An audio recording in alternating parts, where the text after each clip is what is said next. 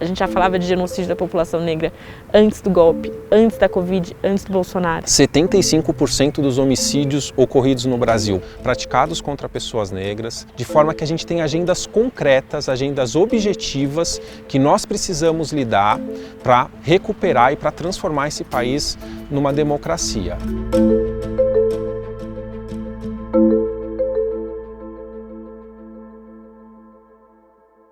Nunca antes na história deste país houve tantos ministros negros. Ao todo, 11.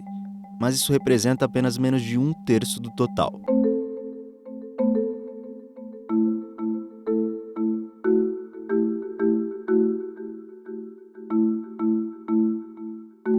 Dos 23 ministros anunciados por Bolsonaro em 2019, apenas um se declarava negro: Wagner de Campos Rosário, da CGU, a Controladoria Geral da União.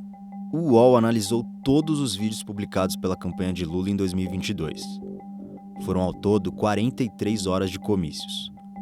Autodeclarados pardos ou pretos tiveram espaço de fala durante apenas 1 hora e 54 minutos, ou seja, 4% do total. A gente sempre briga para garantir uma maior participação, seja nos espaços de poder, de decisão, de representação, de fala. Acho que a nossa luta, foi ouvida, assim, teve uma participação. Das 22 pessoas que foram remuneradas para participar da transição, o processo de passagem entre o velho e o novo governo, pelo menos 15 se declaram brancas.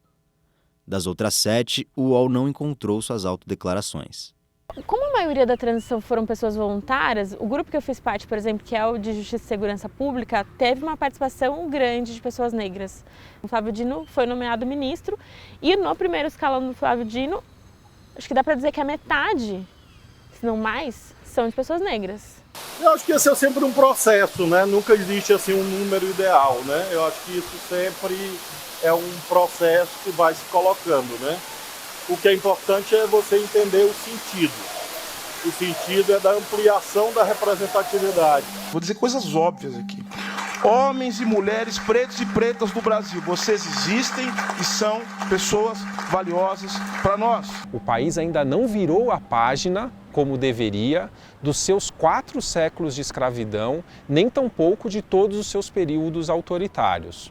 Nós sabemos o quanto que o atual governo representa em termos de recuperação da democracia, o quanto ele representa da diversidade do povo brasileiro, mas nós seguimos e sabemos o quanto nós ainda temos de tarefa para enfrentar esse fenômeno estrutural. Porque se vocês não lutassem, se vocês não reivindicassem, se vocês não gritassem, se vocês não exigissem, certamente a gente não teria feito o que nós fizemos. A gente precisa construir um Brasil que a democracia, de fato, seja antirracista, que a gente de fato tenha possibilidade de viver e não só sobreviver. Num governo que representa a diversidade, representa uma recuperação do processo democrático, nós temos ainda mais expectativa de que mais espaços serão angariados. A gente precisa garantir que essa participação ela também esteja enraizada em outros ministérios e em vários escalões do ministério, inclusive. Então é fundamental, como primeira medida, que haja a defesa dessas vidas negras. Isso deve ser acompanhado de medidas econômicas, medidas de representatividade que possam garantir que a nossa democracia seja de fato uma democracia material e não simplesmente formal. Não há outro caminho para nós, ao longo de toda a nossa história, que não seja a luta.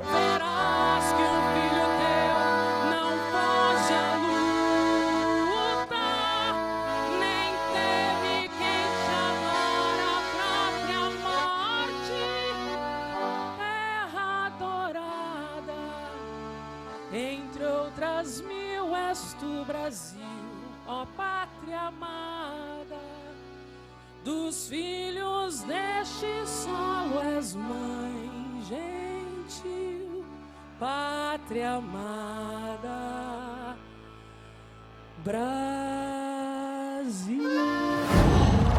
UOL.